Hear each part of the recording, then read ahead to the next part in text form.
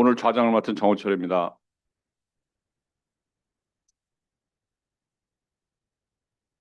네, 제가 오늘 시와 종교라는 강연의 좌장을 무슨 자격으로 맡냐고 아침에 우리 장로님께서 말씀하셨는데 제 기억으로는 장로님께서 추천하셨다고 들었는데 발뺌하셔가지고 좀 당황스럽습니다. 네, 그 저도 뭐 시랑 관련 없는 전공이지만 시를 상당히 좋아하고 또 끄적끄적 써보기도 해서 아마 저보고 이걸 이제 좌장을 맡으라고 하신 것 같습니다. 우선은 이거 다 넘기는 거 어떻게 하죠? 네. 우선은 우리 종교 포럼이 한 뭐 3년에서 4년 정도 그 일정이 쫙 나와 있잖아요. 그래서 이걸 다 읽진 않겠지만 이제 보시면은 금년에는 오늘 지나서 이제 11월 달에 아픈 화가를 하고서 이제 12월은 방학이고요. 이제 26년도에는 한국 철학의 원형 이병철 회장님의 리더십 백세 철학자 이제 김영석 교수님께서 다시 이제 내년 3월에 오시고요. 유몽지묘 인간 여전히 종교적인가 그 오강남 교수님도 1년에 한 번씩은 꼭 오시는 것 같습니다. 그리고 러시아 종교와 전쟁사 동시성 현상과 의미 전철 교수님 스승과 가르침의 전통 우주와 종교 그다음에 신비주의 이렇게 가고요. 그 다음에는 이제 27년도에 가면은 이제 한국 그리스도교의 사회적 영성, 무속, 원불교, 웰다잉 문화의 현황, 마음 공부, 천도교 등 아주 다양한 것들이 되어 있고요. 이때는 이제 방학을 지나서 또 추석도 이제 쉬는 그러니까 내 27년에는 이제 앞에서 9번을 하네요. 그다음에 만해와 하남, 내가 만나본 한국 종교들 그리고 동학 이렇게 합니다. 그리고 심지어 이제 28년도 있는데요. 재미있는 유전자 이야기. 제 전공이 유전 쪽이라서 이제 그때도 제가 좌장을 맡게 돼 있고요. 그다음에 행복한 삶의 조건, 신과 AI에 관련된 것, 한국 사상, 인도의 구행 전통, 신화와 종교 이렇게 쭉 나와 있습니다. 그리고 지금 제일 끝으로 있는 거는 심지어 29년 어, 1월까지 이렇게 빽빽하게 그때는 이제 백승호 기자님께서 강연을 하시기로 되어 있습니다.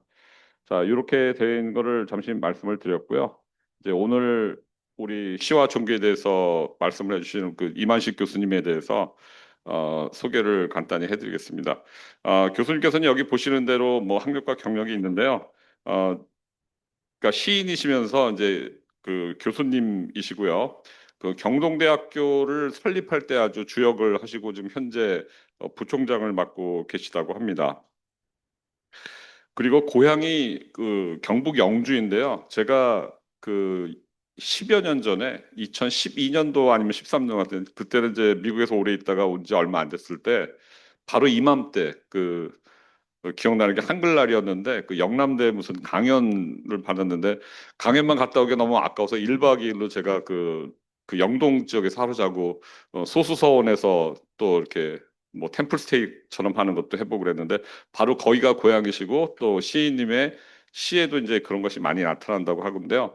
여기 보시면 이제 조각시라고 되어 있습니다. 조각시 또는 조각보시라고 되어 있는데 이게 뭐냐면은 굉장히 짧으면서도 강렬하게 8마디로 되어 있는 그러한 것을 그전에도 시도했던 분들이 있었는데 이제 교수님께서 이거를 이제 명명도 하시고 전적으로 이렇게 하셔가지고 이제 2015년도에 하늘도 그늘이 필요해라고 하는 시집을 내셨는데 영광스럽게도 시집을 제가 오늘 아침에 선물 받았습니다. 그리고 여기 조금 잘못 타이포가 있는데 20살의 사랑은 창을 담는다 등 한 17권의 시집 및 이제 다른 작품들이 이제 출간하셨고요. 그래서 제가 끝으로 또 우리 시인님의 필명이 이하입니다. 이하. 예, 그래서 그 호수와 하늘이라는 조각시가 있는데요. 그걸 한번 읊어보고 내려가겠습니다. 하늘도 그늘이 필요해. 호수는 산 그림자를 담는 거야. 자, 이만식 교수님을 큰 박수로 모시겠습니다.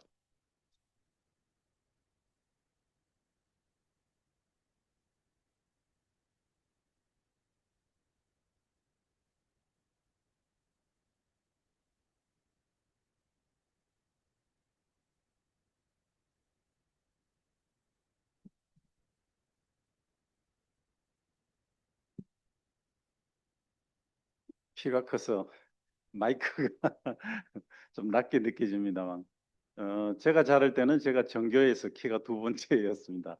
그런데 나중에 고등학교 교사로 나가니까 그때는 조회했을 때 제자들한테 쓰니까 맨 뒤에서 그래도 한 10명 정도가 제 뒤에 있더라고요. 제자들은 그만큼 키가 컸더라고요. 어제 그 자료를 잠깐 보다 보니까 우리 남한 이 평균 키가 여자 남자 평균 키가 어, 일본, 중국, 뭐 대만, 뭐 여러 가지 싱가포르 여러 나라 중에서 가장 큰 키로 통계가 나왔더군요. 일본한테 우리가 적어도 60년대에 한 4cm 정도 평균 키가 적었다가 오히려 지금 역전이 돼서 그렇게 큰 키로 나왔습니다만, 아무튼 이 마이크를 지금 조금 세워서 제가 말씀드리겠습니다. 거창하게 소개해 주셔서 영광입니다. 저는 뭐 소개했듯이 그냥 국어 국문과 나와서 지금까지 문학과 함께 쭉 밥 먹고 살고 또 즐기고 있습니다. 전에는 그랬죠. 글 써서 뭐 밥 먹여주냐 이런 얘기가 있었는데 밥도 먹여주고 이렇게 여러 오늘 대가이신 여러 석학 명사 운선님 같은 분도 계시고 또 저 동료 같은 분도 계시고 그러는데 여러 대가분들을 제가 앞에 이렇게 두고 말씀을 나누는 것이 매우 영광스럽게 생각하고 박재갑 원장님께 이런 기회를 주셔서 감사드립니다. 지난 연도에 우리 정월출 교수님 강의를 듣고 제가 블로그에다가 포스팅까지 했는데 오늘 사회를 봐주셔서 또 영광입니다. 대개 국문과 출신들은 전에 제가 대학 다닐 때는 그랬습니다. 되게 할 일이 없는 놈이거나 되게 이상한 놈이거나 둘 중에 하나 대학을 우리가 진학을 하고 그랬었는데 갈 데가 많은데 국문과를 온 녀석이나 갈 데가 없어서 온 녀석이나 그렇게 섞여서 공부했던 기억이 납니다. 아무튼 이렇게 시, 소설, 시조 그리고 에세이까지 4대 장르를 다 문단에서 활동을 하고 있습니다만 특히 가장 애정을 가지고 아직까지도 습작을 하고 있는 것이 시 분야인 것 같습니다. 그것을 가지고 오늘 말씀을 나누니까 매우 영광입니다. 오늘 비도 많이 오고 날씨가 계속 23개 태풍이 한반도 영향을 끼치는 태풍이 늘 온다고 그러는데 올해도 23개가 정도가 왔는데 이번에는 부스러기 하나만 지나가고 태풍이 하나도 한반도에 상륙하지 않았다고 그래요. 역시 일본은 우리의 방파제로서 역할을 해준 것 같은 그런 날씨인데 그런데 제가 양주에서 근무를 하고 속초에서 자택이 있습니다. 그런데 확실히 수온이 상승을 해서 이렇게 어획 그러한 내용들도 좀 달라지고 제가 좀 차를 연구합니다만 차밭을 한 300평 또 경작을 합니다만 차밭이 저기 고성군 강원도 고성군입니다. 예, 거기에 차밭이 성공적으로 경영한 지가 한 15년이 됐습니다. 그 정도로 날씨 변화가 온난화가 진행되고 있는 것을 실감하고 있습니다. 아무튼 이러한 시기에 여러 선생님을 뵙고 제가 오늘 작품 뭐 많지는 않아도 대충 한 500여 편 중에서 수출해서 여러 선생님들과 함께 하도록 하겠습니다. 옛날 국어 시간으로 다시 돌아가셔서 편안하시게 지금까지는 굉장히 진지하고 또 심각하고 이런 말씀인데 문학이라고 하는 것은 뭐 늘 우리 가까이 있는 것이지 않습니까? 여기 계시는 분들은 어느 분들이든지 모두 문학인이고 시인이시고 그렇습니다. 이제 삶이 경지에 오르고 나면 시인이 되시고 소설가가 되시고 소설가는 좀 그렇더라도 되게 에세이, 수필 정도를 쓰시면 그동안에 가지고 계시는 삶의 여정들이 작품 속에서 드러나고 전문 지식이 배어 나오기 때문에 오히려 전문 문학인들보다도 글이 개성이 있고 깊이가 있습니다. 그래서 혹시 그런 쪽에 생각을 안 하신 분들도 이번 기회에 내가 그러면 내가 내 이 분야는 문학하고 관계가 없었는 것 같은데 이것이 훌륭한 문학 재료가 되네 이렇게 생각을 하는 계기가 되어서 전부 다 수필가가 되시고 시인이 되시기를 기원합니다. 자, 그러면은 전체적인 내용을 들어가도록 하겠습니다. 아까 조각시라고 했는데 조각이 한자로 조각한다는 뜻이 아니고 우리 순수 우리말 쪼가리라는 뜻입니다. 조각보 하시면 아시겠죠? 그래서 일본은 하이쿠가 있습니다만 우리나라에서는 짧은 시를 씌어왔지만 하이쿠라고 하는 하이쿠는 정형시입니다. 그러나 우리나라의 시조는 짧은 단시조가 있죠. 그런데 자유시에서는 장르가 없어요. 그래서 제가 시인이고 학자인 만큼 이 짧은 시 영역을 정립을 해서 조각시라고 하는 순수 우리말로 이름을 붙이고 시집을 처음으로 발행을 했었습니다. 지금 한 100여 분 정도 작가들이 참여를 하고 있고요. 뭐 기존에 이미 많이 전문적으로 활동했던 최송화 동인이라든가 그런 훌륭한 시인들도 짧은 시로 쓰고 있습니다. 다만 짧은 시가 어느 정도가 짧으냐 개념이 추상적이죠. 그래서 대체로 8말마디 내외 정도로 짧은 범위를 정해주고 작품을 쓰고 있습니다. 자, 오늘 종교와 시이기 때문에 첫 작품을 제 작품 중에 하나 관련된 것을 골랐습니다. 어떻습니까? 왼쪽은 그림이 사진이 제가 찍은 겁니다만 사찰입니다. 오른쪽은 성당 문이죠. 전부 다 거대합니다. 저 거대한 종교적 장소, 어쩌면 인간이 바친 신의 수용소, 신이 모르는 신전. 이 두 장의 사진은 거대한 문인데 인위적으로 인간이 신의 형상을 조정하고 고정시켜 두고 있지 않느냐. 이 안에 경건하고 회개하고 또 선함을 강구하고 그러는데 정작 인간은 자유롭게 드나들면서 신은 갇혀 있는 것이 아닌가. 신의 소용서가 아닐까? 진정 신은 인간이 조성한 이곳을 알고 있을까? 신은 어디에나 있는데 말이죠. 시인은 이렇게 엉뚱한 발상부터 사고의 새로운 포착부터 시작하는 것이 시인의 시각으로 보시면 됩니다. 자, 이것은 일단 토론 시간에 혹시나 문학에 관한 것이 말씀이 있으시면 말씀을 나누기로 하고요. 오늘 가야 될 여정이 많기 때문에 다들 생략하고 넘어가도록 하겠습니다. 그러면 시인이나 소설가나 수필가나 하여튼 극작가나 그들이 종교관을 일반인하고 어떤 차이점을 가지고 있느냐라고 하는 문제를 먼저 짚고 넘어가고자 합니다. 결론적으로는 일반인과 똑같다. 그럼 일반인의 종교의식은 어떠하냐? 자, 그것을 제가 생각하기에는 하나의 문학인으로 생각하기에는 가족 구성원이 우리나라의 종교의 특성은 일단 가정 내에서 종교가 다양하다. 우리가 한동안에 60, 70년대에서는 종교적 갈등이 결혼하는데 조건도 다소 있기도 했지만 전반적으로 보면 한국에는 가족 구성원 간에 다양한 종교가 존재하고 거기에 대한 갈등이 없다. 이러한 환경 속에서 문인들도 자라왔다. 그렇다면 문인들의 의식 속에서 그것이 작품화할 때 이러한 환경들이 내포되어서 나타날 것이다. 이렇게 보는 겁니다. 네, 저도 이번 기회에 곰곰이 생각해 보니까 그런 면이 상당히 있었습니다. 그래서 제 종교가 어떤 종교이냐에 따라서 결정되는 것이 아니라 어떤 종교이든 자유롭게 넘나드는 사유의 과정으로서 문학을 활용하고 있다. 그래서 종교가 경계가 되는 것이 문학에서는 대체로 있지 않다. 이렇게 전반적으로 정리할 수 있겠습니다.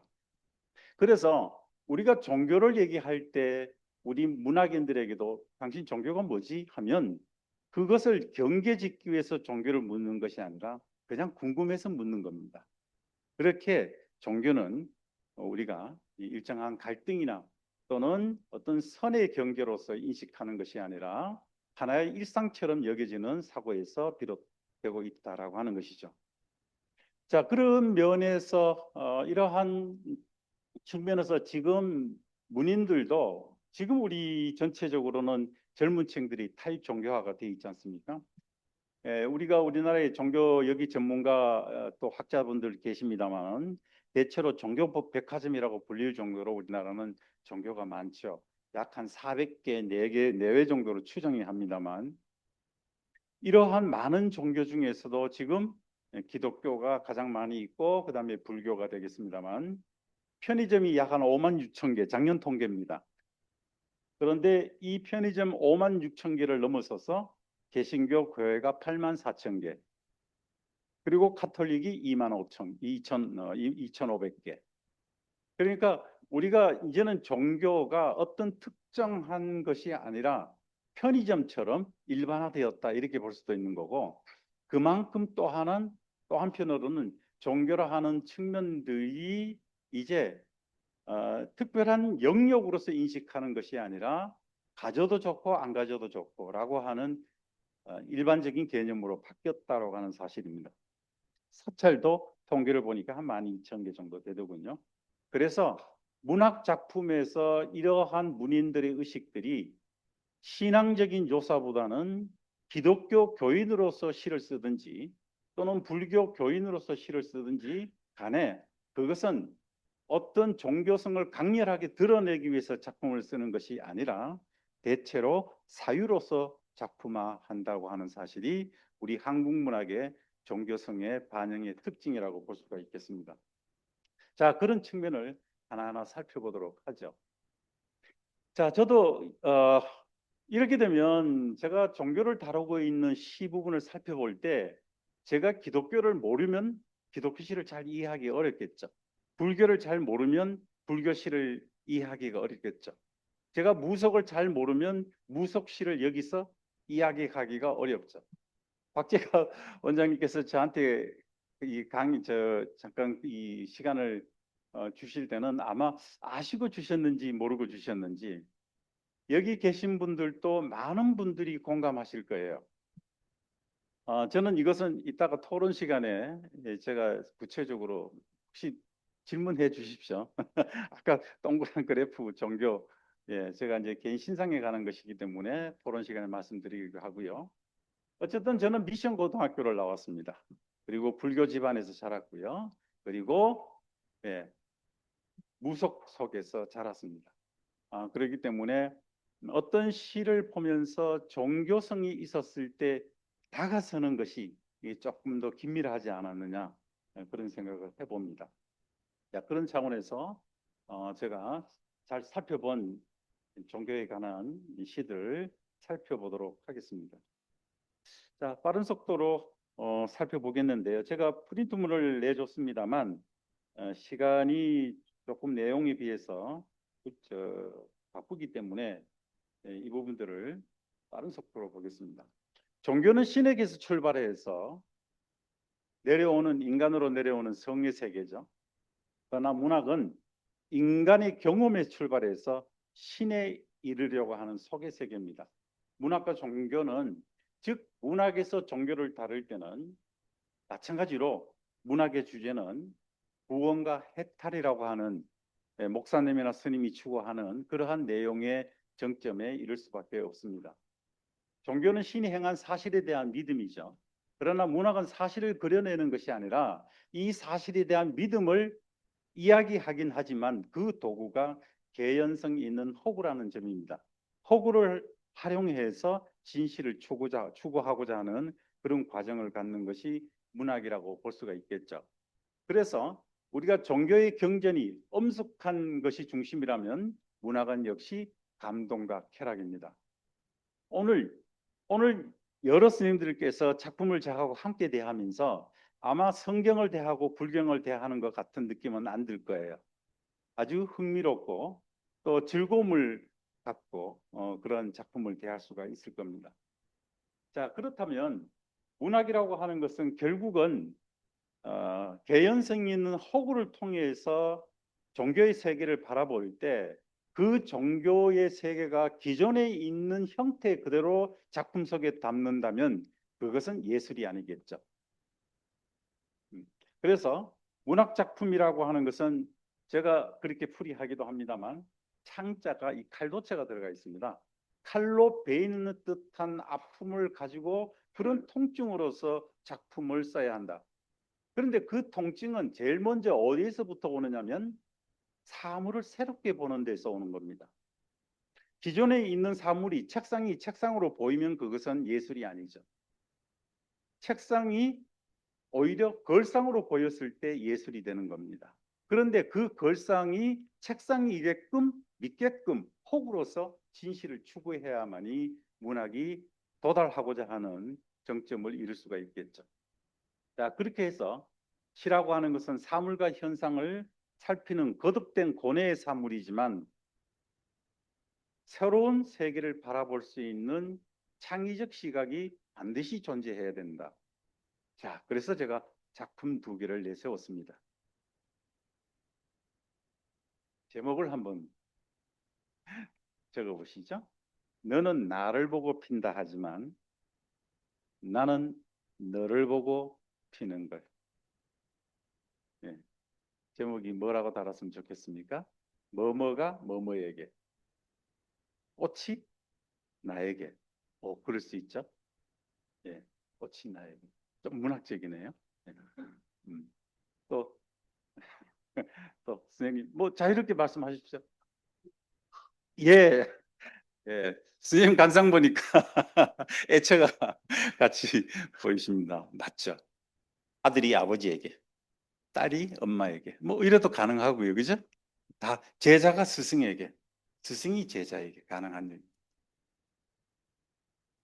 저는 제목을 이렇게 달았습니다. 달이 달맞이 꽃에게. 자, 그다음에 두 번째 시를 한번 볼까요? 저의 조각시입니다. 조각시는 짧은 표현 속에서 임팩트 있는 그러한 시상을 담고 있습니다. 자, 어떤 제목을 달았으면 좋겠습니까? 제가 어떤 제재를 가지고 오직 심장 둘을 가진 사람에게만 신이 유일하게 준 언어가 있어요. 우리가 지금 사용하는 언어는 신이 준 언어가 아니라 인간이 만든 언어다. 저는 이렇게 봅니다. 그런데 신의 언어를, 신이 사용하는 언어를 인간에게 써도 된다라고 허용한 말이 딱 하나 있습니다. 그게 심장 둘을 가져본 사람에게 준 말이었습니다. 뭘까요? 선생님, 예. 사과, 사랑, 예, 사랑 맞죠? 제가 그 뭐 특친들이 있습니다. 저는 구약도 문학책이라고 읽습니다. 그렇게 보면 삼국유사나 구약이나 똑같습니다. 본질적인 거는요. 문학책이라고 읽는데 다 읽어보면 궁극점은 사실은 사랑이죠. 인도 사랑이고 박애도 사랑이고 자비도 사랑이고 그렇죠. 예, 최고의 단어는 사랑이죠. 맞습니다. 한 10초만 생각하시도록 부탁드리겠습니다.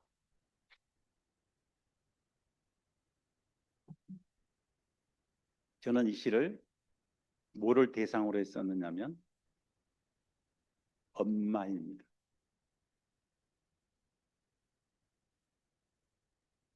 엄마. 엄마만이 태아 때 심장을 아기 태아와 엄마 심장, 아기 태아의 심장 둘을 가지게 됩니다. 그래서 신이 사용하는 신의 언어 중에서 유일하게 신의 언어를 써도 된다라고 허락했다. 이렇게 시인의 눈으로 본 겁니다. 자, 본질적으로 이러한 결국은 선입관을 깨고 진실을 보고자 하는 시인의 태도가 나타나는 것이죠. 자, 뱀입니다. 이 사진은 뱀이 두꺼비를 먹고 있는 사진입니다. 이 뱀은 꽃뱀이네요. 화사. 꽃뱀은 여기에 의학자분도 많이 계십니다만 독이 없는 줄 알았다가 얼마 전에 일본에서 꽃뱀한테 물렸는데 안타깝게도 사망했어요. 뱀은 꽃뱀은 그동안 없었기 때문에 상처 치료만 하면 되는데 독으로 사망했기 때문에 정밀 조사를 들어가니까 꽃뱀의 가장 안쪽에 독성이 있었다는 것을 처음으로 발견합니다. 꽃뱀은 독이 없는 줄 알 정도로 독을 가지지 않았다고 봤죠. 그런데 꽃뱀이 독을 가지게 되는 것은 어미가 태어날 때 약간의 독을 줍니다. 이거 가지고 좀 살아라. 세상이 독하니까.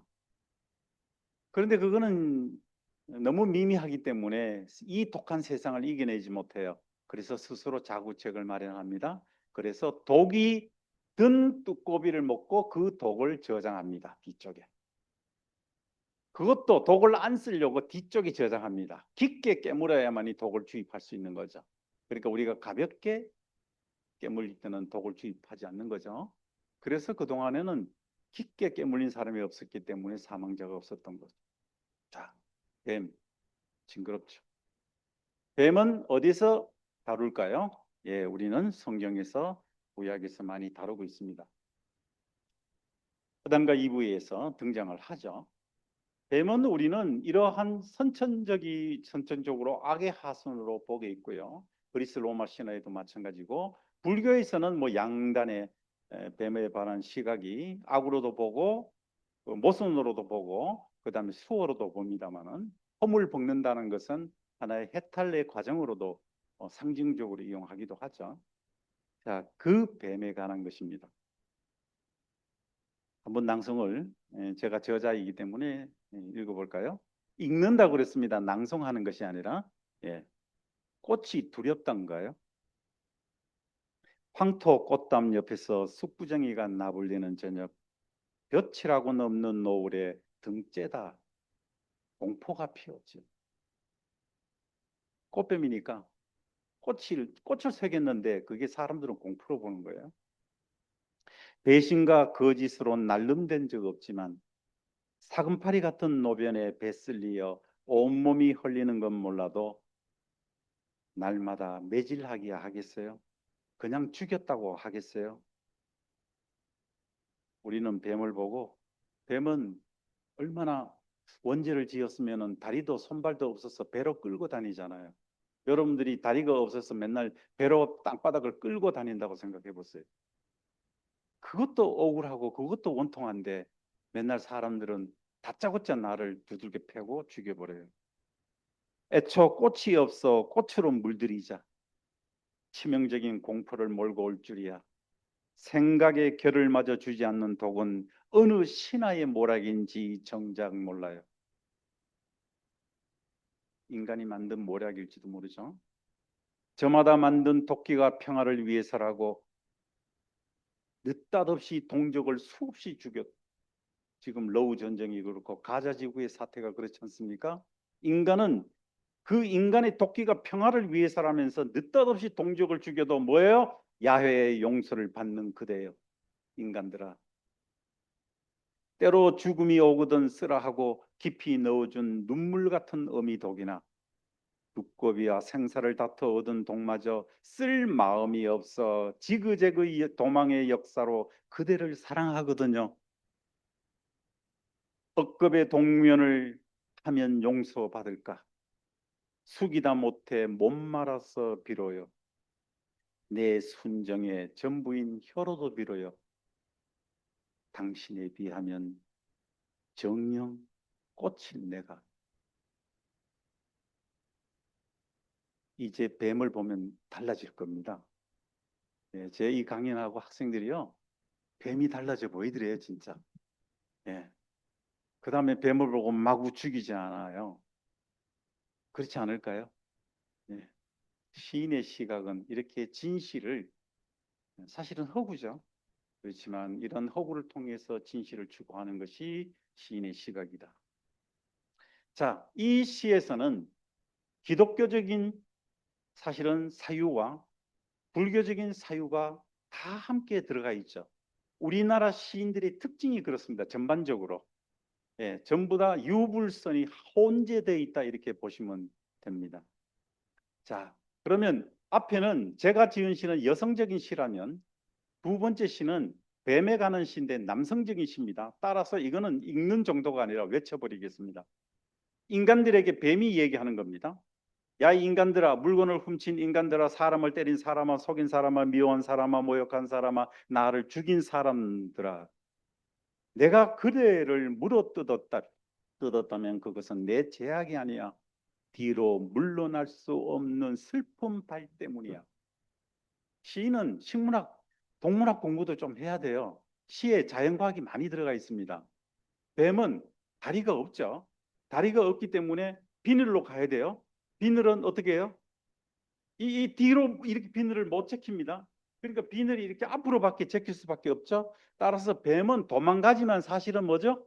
도망간다는 것이 이렇게 빨리 비늘을 해야 되니까 앞으로 가게 되는 거죠. 그래서 지기적으로 도망을 갈 수밖에 없는 거예요.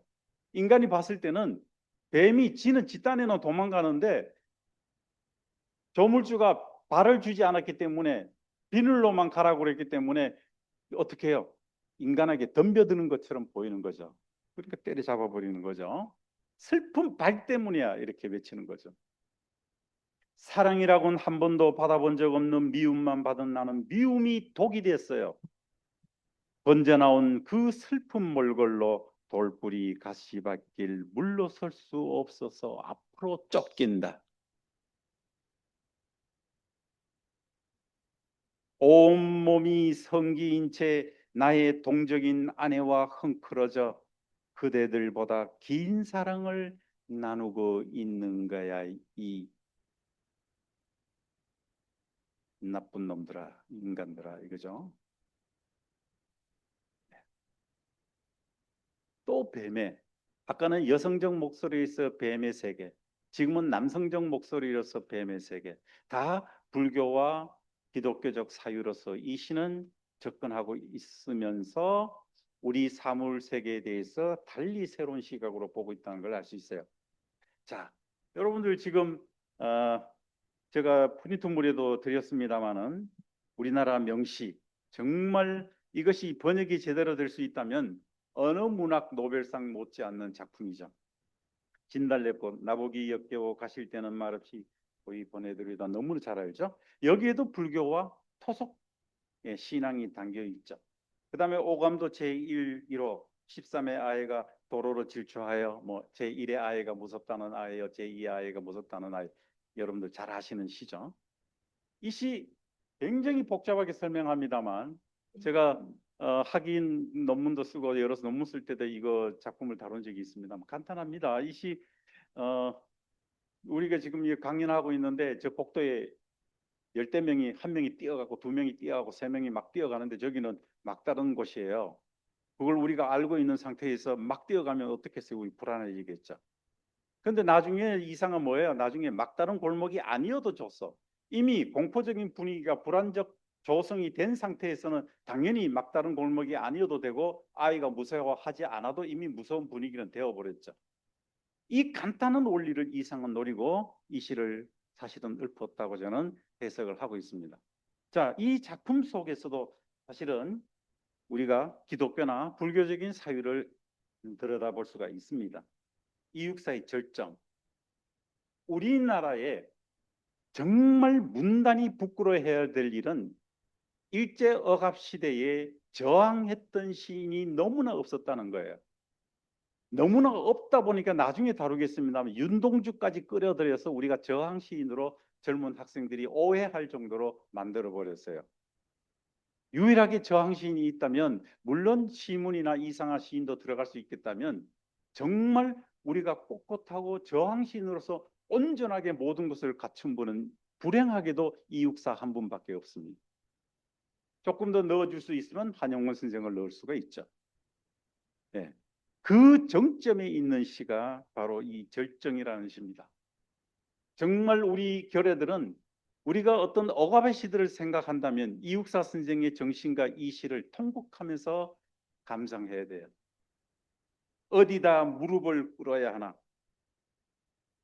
어디다 무릎을 꿇을 데가 없어요. 그러니까 겨울은 강철로 된 무지개인가 보다.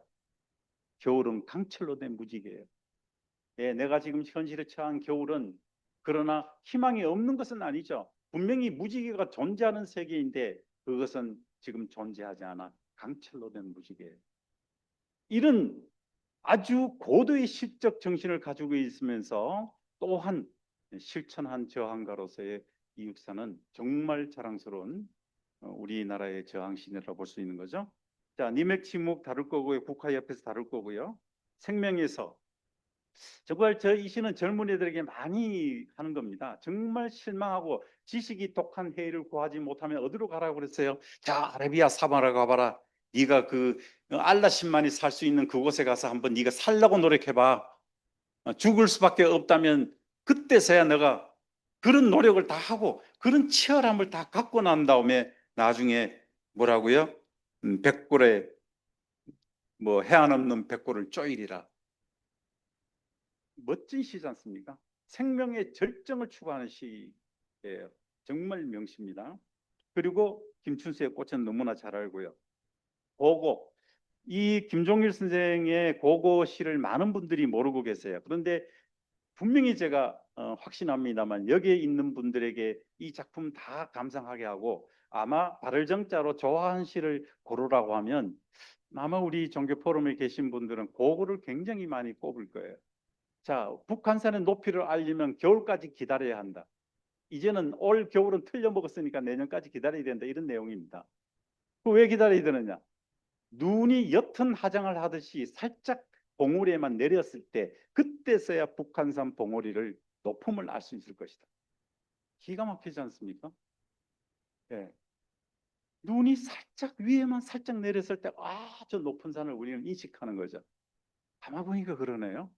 자, 이러한 산의 모습을 통해서 우리의 삶, 우리의 정말 고고한 인품을 가지고 있는 위대한 사람들을 구분할 수 있는 그러한 내포가 들어있는 시라고 볼 수가 있겠죠. 새들도 세상을 떠나는구나. 항지우 씨는 너무나 잘 알고 있고요. 재밌죠. 우리 영화 보다가 애국가가 울리면 옛날에 일어났지 않습니까? 그래 애국가를 보니까 화면에 막 갈매기가 또 저 갈대밭에 새들이 막 떠나 세상을 이놈의 세상 나도 저 새처럼 떠났으면 얼마나 좋아 하고 생각하고 있는데 대한 사람 대한으로 보존하세 하고 앉아야 돼. 주저앉는다. 다시 이 세상에 내가 있을 수밖에 없는 거죠. 잠깐 상상으로 세상을 떠났던 거죠. 이 억압된 세상에. 네, 이러한 시인의 멋진 관찰력. 그리고 마지막에 젊은 시인 제가 김선우의 목포항을 넣었습니다만 목포항은 첫 구절이 참 인상적입니다. 돌아가야 할 때가 있다. 기가 막히죠. 이 한 구절로도 다 됐잖아요. 돌아가야 할 때가 있다. 자, 그리고 제가 맨 밑에 그 사는 산을 가리지 않는다 넣었는데 검색하시면 볼 수가 있습니다. 생략을 하고요. 자, 이러한 유명한 작품들도 대체로 기독교와 불교의 사유가 공통적으로 전부 다 드러나 있다. 이렇게 말씀드릴 수가 있습니다. 그러면 불교적 상상력과 기독교적인 상상력의 양쪽을 우리가 대표적인 시를 가지고 한번 보면요. 서정주의 내가 돌이 되면 한번 볼까요? 내가 돌이 되면 돌은 연꽃이 되고 연꽃은 호수가 되고 내가 호수가 되면 호수는 연꽃이 되고 연꽃은 돌이 되고 불교의 사유를 금방 알 수가 있겠죠? 김현승의 절대신앙을 한번 볼까요? 당신의 불꽃 속으로 나의 눈송이가 뛰어듭니다. 당신의 불꽃은 나의 눈송이를 자취도 없이 품어줍니다. 예, 구원자와 절대자죠. 이렇게 두 시는 확연히 다릅니다. 그렇게 봤을 때 좀 불교적인 시는 사유적인 시로 좀 느껴지고 또 기독교적인 시는 좀 신앙의 어떤 고백 같은 느낌을 받죠. 그래서 사실은 상상력의 측면에서 보면 기독교적인 것이 이런 교조주의 정적이 좀 약간 있거든요. 그래서 상상력을 제한하는 그러한 단점이 있습니다. 그렇지만 우리가 기독교적인 상상력에서는 원죄나 속죄양이나 구원이나 부활이나 이런 것이 주제의 핵심으로 드러나고 있는데, 다행히도 아까 제가 지적했듯이 불교에 비해서는 상대적으로 그러한 보편화되어 있는 사상으로서 사유가 반영되어 있는 불교 성향의 어떤 그런 시보다는 그런 사유성이 좀 적다라고 느껴지지만, 막상 시를 살펴보면 불교는 이미 1653년 정도가 됐죠. 그 소선원 왕 전래 이후에. 그러니까 반올림 하면은 1700년의 역사를 가지고 있죠. 그 역사만큼 이미 우리의 사유 속에 종교적인 사상이나 사유로 반영된 것이 아니라 이미 뭐다? 보편화되고 일상화되어 버렸다. 생활화가 되어 버렸다. 이렇게 보면 되는 거고요. 기독교는 그렇지가 않죠. 역사로 보면은. 그런 측면에서 보더라도 다행히 기독교적인 작품 속에서 종교성이 완전히 관념화되어서 하나의 신앙적 도구로서 시를 활용하는 예는 극히 드물다. 예, 그렇게 보면 아까 제가 말씀했던 그런 내용들이 이해가 될 겁니다. 자, 그러면 기독교적인 시인들은 뭐 자료를 드렸으니까 참조를 해주시고요. 윤동주의 시는 대체로 제의식이나 또는 거듭남, 구원을 이야기하고 있죠. 윤동주 시인은 음, 서시가 유명하죠. 이 시가 지금 전시가 서시입니다만, 죽는 날까지 하늘을 우러러 한 점 부끄러 먹기를. 이거 사실은 잘 아시죠? 어, 앙천 하늘을 바라봐서 불게 부끄러워하지 않는 거. 이미 유학에 나오는 구절이죠. 만약 지금 이걸 이렇게 쓰면은 그것은 표절이 되겠죠. 그리고 사실은 윤동주 시인이 이 시를 내세우지 않았어요. 맨 끝에 마무리 말 정도로 이 원고를 넣었을 수도 있어요. 근데 이 이제 우리가 유고집을 내면서 맨 앞쪽으로 당기고 이 제목도 없었습니다. 지금 없잖아요, 지금 원본에. 예. 그래서 출판사에서 맨 앞쪽에 당겼으니까 서시라고 이름을 제목을 지어준 겁니다. 이게 대표적인 시가 되었죠. 윤동주의 대표적인 시라고 보기에는 문학적으로 사실은 들어가면 이거는 경구를 인용한 것에 불과하고, 그 다음에 또 제목도 없이 그냥 마무리의 글 정도로 쓴 것인데 대표적인 작품이 됐죠. 그만큼 우리가 아까 말씀드렸듯이 저항 시인의 부재에 따르는 그러한 의식이 있었는지 모르지만 윤동주 시인을 너무 숭배시켰어요. 예. 그래서 사실은 윤동주 시인은 저항 시인이도 이지도 않죠. 아예 거기는 넣을 수가 없죠. 다만 그때의 시대 양심이었다 이겁니다. 젊은이로서 생각을 해보세요. 어떤 젊은이는 만줄법판에서 목숨을 내놓는데 자기는 일본에 유학을 해. 얼마나 모순이에요.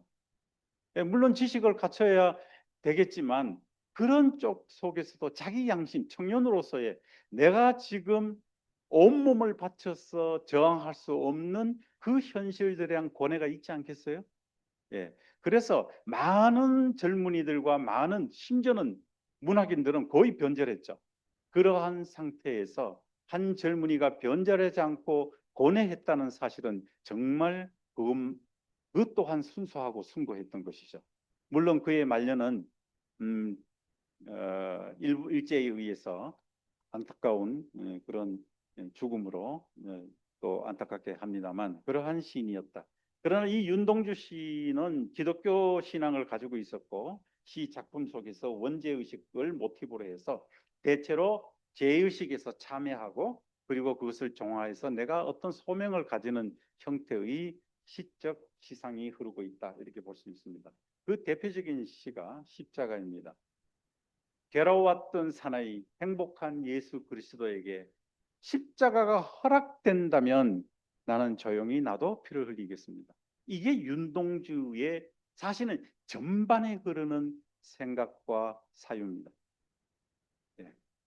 괴로웠던 사내는 예수님일 수도 있고 윤동주 본인일 수도 있죠. 서정적 자아일 수도 있는 거죠. 그래서 제가 한 구절로 윤동주를 대변하라면 이 구절을 많이 뽑아서 자, 박목을 선생의 크고 부드러운 손. 박목을 선생이 의외로 우리가 자연주의적인 작품 또는 청록파로서 순수한 신문학색이라고 보지만 굉장한 신앙시를 썼습니다. 그래서 그런데 이 신앙시들이 아까 말씀드렸듯이 어떤 관념적인 시에 머물렀다면 예술 작품으로서 가치가 없겠죠.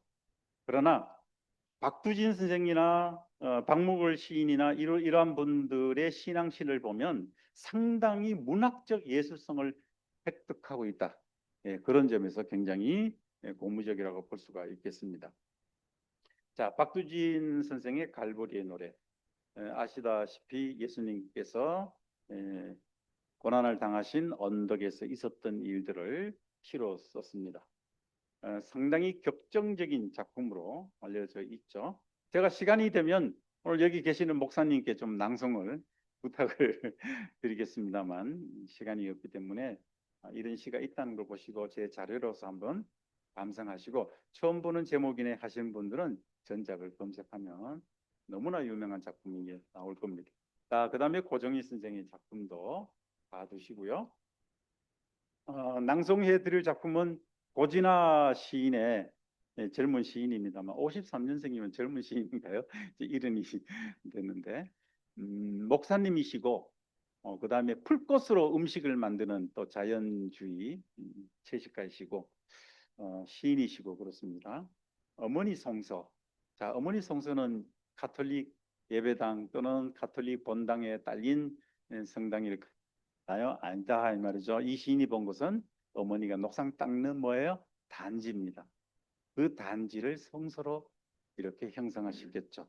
정말 우리 가슴에 함께 볼 수 있는, 다시 얘기하면 기독교 사상이 내재화되어서 그것이 보편적 정서로 그런 작품이라고 볼 수가 있겠죠.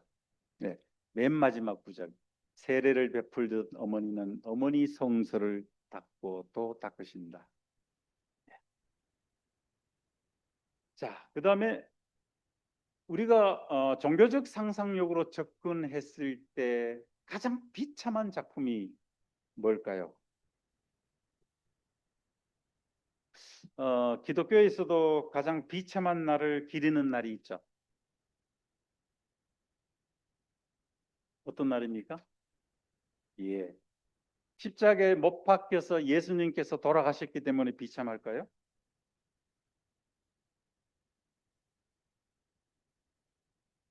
저는 그렇게 보지 않습니다. 그 아들의 죽음을 바라보는 어머니의 그 비참한 고통. 그렇기 때문에 마리아의 고통의 날이라고 볼 수도 있는 것이죠. 결국은 어떤 종교적 사유로도 접근하기가 어렵고 그 시적 형상하라도 다 끝내 뱉어내지 못하는 주제가 있습니다. 참척입니다. 참척은 지극히 아픈 고통, 세상에서 가장 아픈 고통이라는 거죠. 자식의 죽음입니다. 자, 임종고백은 구상은 자기 죽음을 얘기하는 거예요, 지금. 예. 그래서 나도 이제 머지않아 죽을 텐데 마지막 구절 보세요. 이제 머지않아 나는 저승의 관문 신령한 거울 앞에서 저런 추악망측한 나의 참모습과 마주해야 하니 이 일을 어쩌랴. 하나님 마소서. 유머스럽게 마치죠. 예. 그런데 이렇게 여유 있는 죽음에까지도 유머스러운 윗대 있는 작품을 쓸 수 없는 것이 당연히 참척이죠. 자식의 죽음입니다. 그 자식의 죽음을 우리가 대했던 작품들이 바로 정지용의 유리창, 김광균의 은수저, 김현성의 눈물, 박경리의 사마천이라고 하는 작품들이죠. 박완서는 오직 했으면 교통사고로 아들이 죽자 하나님 사랑 깊은 아이를 점지한 내 아들이 왜 죽어야 하는지 한마디만 딱 해주십시오. 하나님한테 항의하는 거죠. 한마디만 딱 해주십시오. 자, 이것이 바로 여러 스님께서 중고등학교 때 배웠던 그 옛날의 눈물이라고 하는 김현승의 명작이죠. 마지막 구절이 인상 깊습니다. 나의 웃음을 만드신 후에 새로이 나의 눈물을 지어주시다. 예, 새로이 나의 눈물을 지어줬네, 아들이 죽음으로. 그 다음에 이 시는 이항사 부도함에 들어서 김경륜 시인의 시인데요. 자식이 죽고 난 다음에 이 시는 어떤 슬픔을 얘기하지 않아요. 그냥 바람이 불고 뭐 풍경이 치고 가을에 낙엽이 떨어지고 웅웅 소리가 들리고 그래요. 그냥 그거 서술해요. 이거는 불교적 사유거든요. 아까 김현승의 눈물은 기독교적인 사유라면. 그리고 맨 마지막에 이렇게 얘기합니다. 바람이 지나간 숲속에는 고요가 내려앉고 나는 우두커니 앉아 조문 중인 별들과 저 먼 하늘을 건너 서방 정토에 있을 아들과 그리고 저녁에 TV 앞에 졸고 있을 팔순노모와 그리고 쓸쓸한 저녁을 맞이할 늙은 아내를 나는 생각하는 것이다. 오늘 또 진흙 터널 같은 생을 건너며 자식이 죽었는데 무슨 생이 즐겁겠어요? 진흙 터널 같겠죠. 그런데 담담하게 늙은 노모를 생각하고 저 노후를 생각하고 고요를 보고 있는 거예요.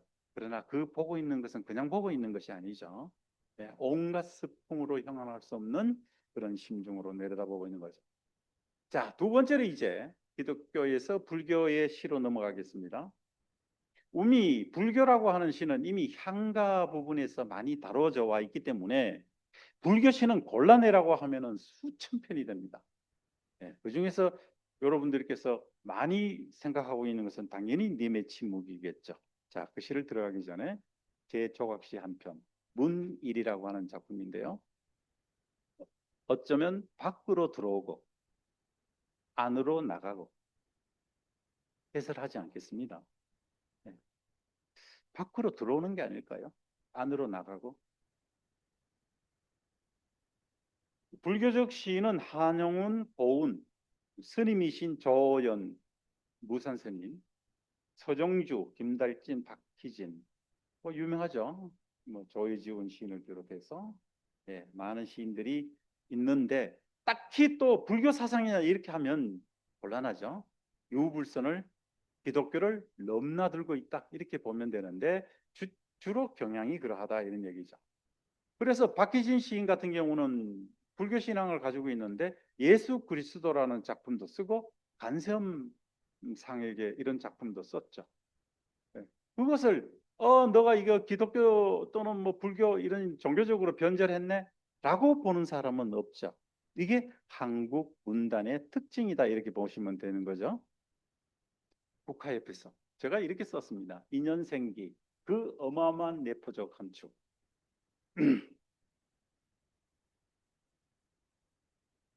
어, 제가 양주에서 근무를 하고 있는데 그 옆에 동두천, 포천 시장이 유명하죠. 의정부 시장이 더 유명한 거예요. 뭐 양주시장이라고 합시다. 양주의 시골에 철수가 농사를 짓는데 비가 왔어요. 꽃갱이를 가지고 밭을 갈다가 꽃갱이가 똑 부러졌어요. 그래서 꽃갱이 사러 양주장에 가야지 가다가 항소가 음에 울면서 번개 치는데 놀라서 딱딱하기에 마음씨 좋은 철수가 이 항소를 옆집에다가 데려다 주고 가다가 버스를 놓쳐버렸어요. 그래서 트럭을 얻어 타고 양주시장에 갑니다. 갔어요. 근데 양주시장에 삭바느질을 하는 순이가 있었는데 삭바느질을 하다가 바늘이 이제 다 떨어져서 바늘 장수가 왔겠거니 하고 바늘 사러 골목을 났습니다. 골목을 나서다가 옆집 개새끼가 캉캉 짖는 바람에 깜짝 놀라서 미끄러져 버렸어요. 그때 지나가던 청년이 있었으니 이렇게 세워서 쿵짝쿵짝 홍길동이를 낳았어요. 홍길동이가 태어나기 위하여 그날 비가 내렸나 보다. 홍길동이가 태어나기 위하여 꽃갱이가 부러졌나 보다. 홍길동이가 태어나기 위해서 바늘이 떨어졌나 보다. 홍길동이가 떨어져 태어나기 위하여 트럭을 잡아 타고 갔나 보다. 홍길동이가 태어나기 위하여 개새끼가 캉캉 짖었나 보다. 그 시하고 이 시하고 다른 점이 뭘까요? 똑같잖아요. 똑같습니까? 자, 그럼 이 시가 이해가 돼요. 왜 이 시를 3시간 동안 일주일 동안 고등학교 선생님들은 설명하는지 모르겠다고 제가 고교 국어 교사 연수 때 항상 설명하면 선생님들이 깜짝 놀라는데 자, 다 같이 한번 낭송해 볼까요? 옛날 국어 시간으로 돌아가서 낭낭하고 촉촉한 목소리로 낭송 한번 해봅시다. 시작. 한 송이 국화꽃을 피우기 위해 봄부터 서쪽새는 그렇게 울었나 보다. 한 송이 국화꽃을 피우기 위해 천둥은 먹구름 속에서 또 그렇게 울었나 보다. 그립고 아쉬움에 가슴 조이던 먼 젊음의 뒤안길에서 인제는 돌아와 거울 앞에 선 내 누님과 같이 생긴 꽃이여, 노란 내 꽃잎이 피려고 간밤엔 무서리가 저리 내리고 내게는 잠도 오지 않았나 보다. 일동이가 태어나기 위하여, 예? 그날따라 비가 내려본 일동이가 태어나기 위해서 바늘이 떨어졌습니다. 같아요? 예. 인연생기. 예. 어마어마한 사상이 들어가 있죠. 그걸 이렇게 명료하고도 간단하고 서정적으로 드러낼 수 있는 시적 능력, 그거는 서정주를 감히 따라갈 시인이 없습니다. 안타깝게도 왜 친일을 했는지.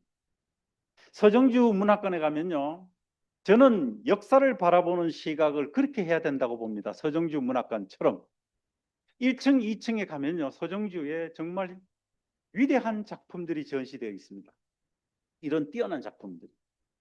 맨 위층에 올라가면 서정주가 그 시인이 구애, 저는 친일보다는, 친일이 사실 나쁜 거 아닌데 지금 용어로 보면, 그죠? 친하다는데 뭐가 나쁠까? 어쨌든 일제시대는 나쁜 거였으니까 부의 인간이라고 저는 칭호합니다. 외놈들에게 붙어서 하는 사람.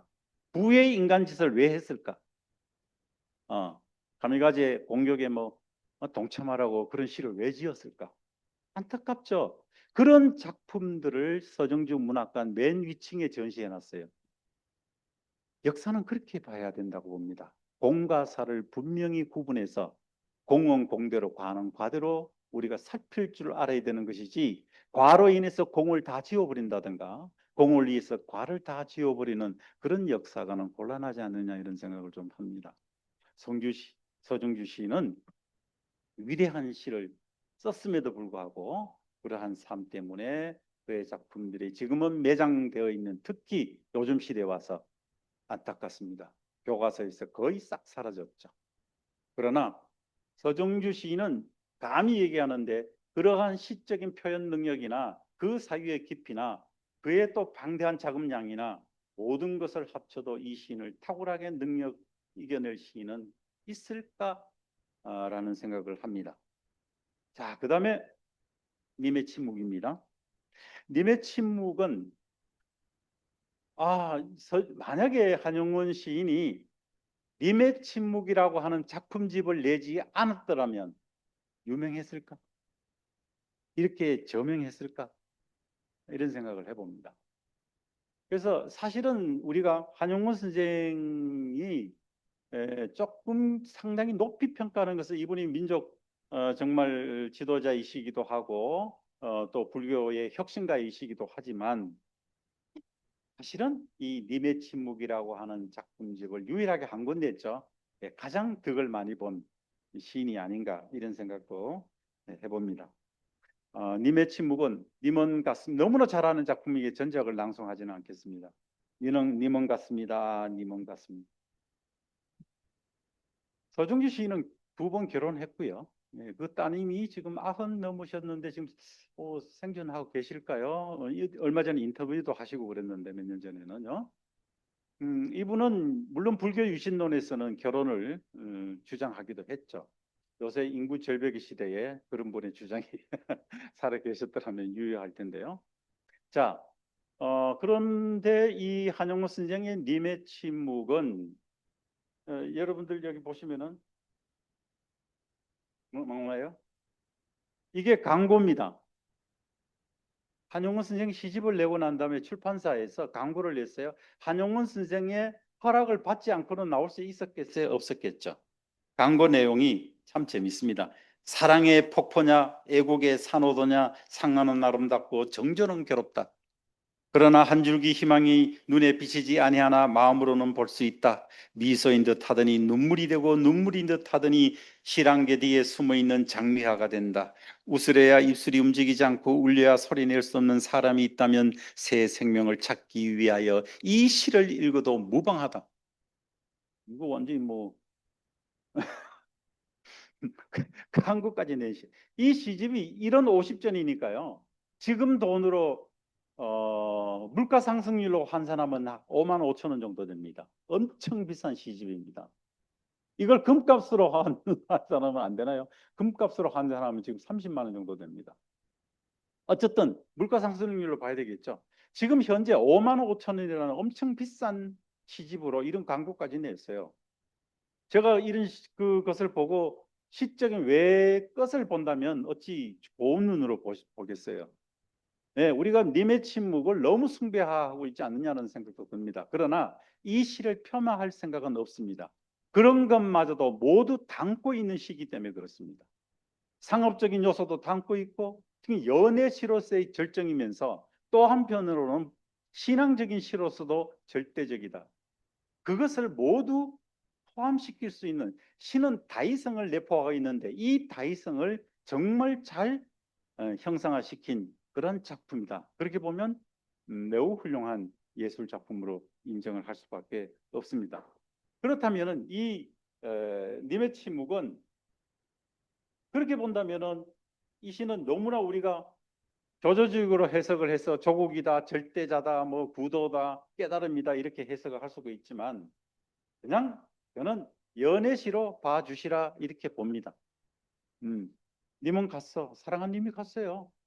그런데 여러분들 백담사 이 시를 지을 때 백담사나 금봉사로 추정이 되는데 대체로 백담사로 봅니다. 백담사에서 보시면요. 한용운 선생이 거처했던데 보면 이렇게 물 건너서 쭉 돌아가면 모퉁이가 싹 돌아가는데 정말 푸른 산빛입니다. 지금 가을 되면요. 불긋불긋 물들어서 푸른 산빛이 단풍으로 밑에는 들고 위에는 푸르게 이렇게 위에는 단풍이 들고 밑에는 돌아가는 길은 푸른 선으로 쭉 되어 있습니다. 푸른 산빛을 깨치고 갔죠. 누가요? 예, 이거 사실입니다. 속초의 선주의 미망이라는 용어는 요사이 잘 안 쓰죠. 선주의 남편이 돌아가신 홀로 된 부인이 있으셨어요. 서여연하라는 분인데 이분이 한용운 선생을 매우 돌봤습니다. 굉장히 부자이시니까 또 많이 후원도 해 주셨죠. 그래서 이 한용운 선생이 1911년도에 일본에 돌아왔을 때 속초에 와서 예? 예, 이분을 만났다라고 하는 목격자 또는 기록들이 많습니다. 예, 그 정도로 서로 뭐 쉽게 제가 지금 독자로서 상상하면 누가 뭐라도 나무랄 수가 없습니다. 사랑했다라고 하는 거죠. 사실은 그런 인간적 사랑이 있기 때문에 두 분이나 결혼하셨고 또 연애를 하셨던 것이죠. 그런 연애 감정이 있었기 때문에 또 한편으로는 이런 훌륭한 시를 창작할 수 있었다라고 볼 수도 있는 겁니다. 따라서 이 시를 그렇게 신성히 할 필요는 없다. 다포적이고 다의적으로 바라볼 필요가 있다. 따라서 연애를 고백하는 시로도 매우 훌륭하다라고 하는 겁니다. 자, 이제 시간이 다 되어서 하나 넘기고요. 자, 요 시는 산소를 갔다 오다 보니까 예, 고사리가 많네요. 고사리를 보면서 이런 생각을 한 거죠. 연초록 물음표들, 생자, 필멸. 시인은 이렇게 고사리를 보고도 물음표로 보면서 그 무엇을 묻는 거냐. 산자는 반드시 저 무덤처럼 된다라고 하는 그 물음, 파도를 새기고 있죠. 자, 마지막 시를 제가 제 시를 낭송하고 마치도록 하겠습니다. 이 시적인 상황, 저는 시를 밑줄 쫙 긋고 진달래 꽁 하고 뭐 옛날에 서한샘 유명하죠. 그런 것처럼 국어 선생하면서 시를 해설하지 않았어요. 시적 상황만 알려주면 학생들이 시를 저절로 해석해요. 그걸 못 믿기 때문에 하나하나 구절 해설을 해줍니다. 국어 선생님들이. 그럴 필요가 없어요. 학생들을 믿고 학생들의 상상력이 선생님보다도 더 좋을 수 있기 때문에 시적 상황을 얘기하는데 이 시도 말씀드리겠습니다. 어쩌면 우리 모두의 종교적 의식이라고도 저는 얘기할 수 있다 봅니다. 모두는 아니지만 대부분. 다 아까도 말씀드렸죠. 한국인의 문인들도 그렇고 일반인들이 종교적인 어떤 경계감을 선을 갖고 있지는 않다. 그것이 보편화되고 일상화된 종교적 사유를 가지고 있다. 전에 제가 자랐을 때는 예수쟁이 예수제이라고 일요일 날 교회당 가는 애들 보고 막 놀리고 그랬어요. 예수제이 예수제이 그죠? 예? 막 놀리고 막 교회종 땡그랑땡그랑 치면 아이 시끄럽게 외쳐 저거 뭐 이러기도 하고. 그런데 크리스마스 이브 어때요? 새벽에 크리스마스 날 찬송가가 돌아다니면서 신자 집 앞에 가서 노래 불러주죠. 옆집에서 시끄럽다고 소리 지르지 한마디도 안 질러요. 그리고 예수쟁이 예수제이라고 놀려댔던 우리 할배 할매도 교회당에 크리스마스 이브 때 가서 양말 타오고 빵 타오고 그랬어요. 이게 우리가 종교적 선이 있느냐 없느냐에 대해서 말한다면 저는 이 시를 낭송을 합니다.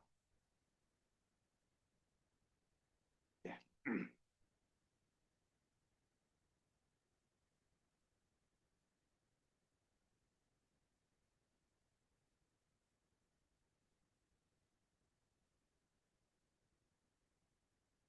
우리들의 크리스마스 사탕 하나 빵 하나 교회 골목길 순이 기집애 싼 목도리를 생각하면 십자가에 매달린 예수님 이마를 향해 그날은 죄인이 되고 싶었다. 예수쟁이 예수제이 앞장서 놀려대던 뒷집 맹이도 오남매 동생 손을 잡고 동방박사 축복하러 가듯 함석 예배당으로 가고 도깨비에 홀려 가시덤불에 고개 쳐박고 죽었나벼 하던 할매도 가시관 쓴 서양신령 생일날 양말 타러 간다.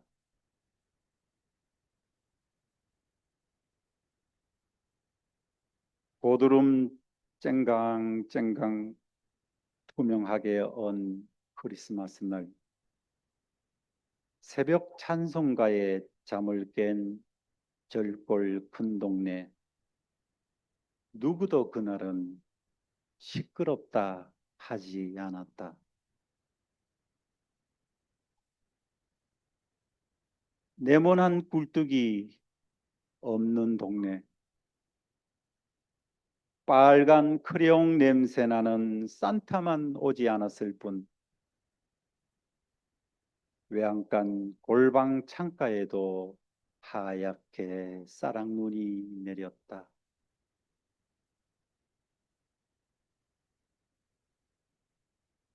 호박꼬지 같은 나일론 양말 문고리에 걸어둔 어린 동생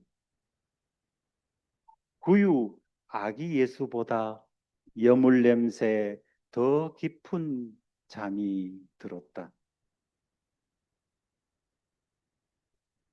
한방눈처럼 설레다가 천사보다 하얀 잠이 들었다.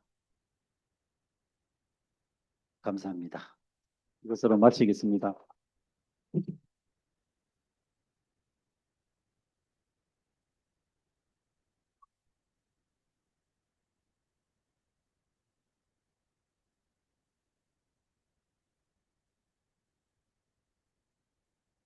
자, 오늘 아침에 오셔서 한 20여 편의 명시를 우리가 다 감상한 것 같습니다. 어, 훌륭한 강연해 주신 그 이만식 교수님께 다시 한번 큰 박수 주시고요. 앞에 나와서 사진 촬영하시고 옆으로 옮겨가서 토론 시간을 갖도록 하겠습니다.